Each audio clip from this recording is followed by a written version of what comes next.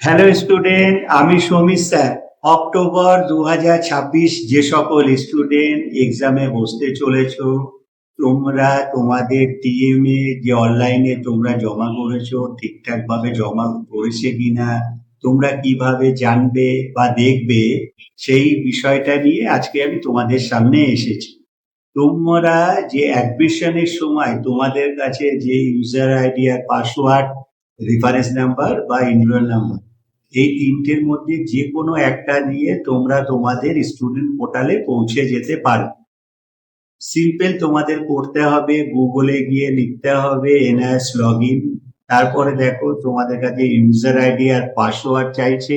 User ID password দিয়ে তোমরা direct তোমাদের ড্যাশবোর্ডে স্টুডেন্ট পোর্টালে পৌঁছে যেতে পারবে। বা ইউজার আইডি আর পাসওয়ার্ড মনে নেই, সেক্ষেত্রে তোমরা নিচে দেখো রেফারেন্স নাম্বার বা এনরোল নাম্বার, ওখান থেকে তোমরা রেফারেন্স বা এনরোল নাম্বার বা ডেট অফ বার্থ দিয়ে তোমরা তোমাদের স্টুডেন্ট পোর্টালে পৌঁছে যাবে।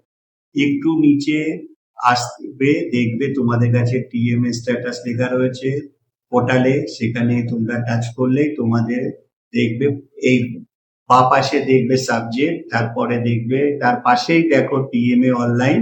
এই টিএমএ অনলাইন সাবমিট, এখানে যে প্রত্যেকটা সাবজেক্টের নিচে পাশাপাশি পাশাপাশি করা রয়েছে, তার মানে তোমাদের টিএমএ ঠিকভাবে জমা পড়েছে।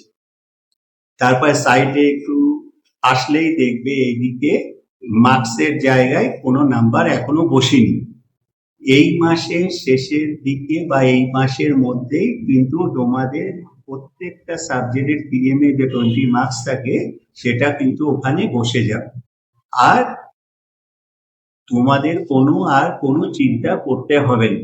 যদি কারোর কোনো টিএমএ এখানে কোনো কিছু না দেখায় বা কিছু বুঝতে অসুবিধা হয়, সেক্ষেত্রে তোমরা আমাকে হোয়াটসঅ্যাপে মেসেজ করতে পারো বা কমেন্টসে গিয়ে কমেন্টস করে আমাকে জানাতে পারো।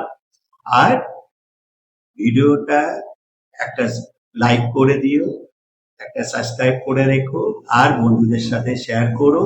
যারা এনআইএস এ ভর্তি হতে চায় বা এনআইএস সম্বন্ধে জানতে চায় তাদেরকে শেয়ার করে দিও। আর আর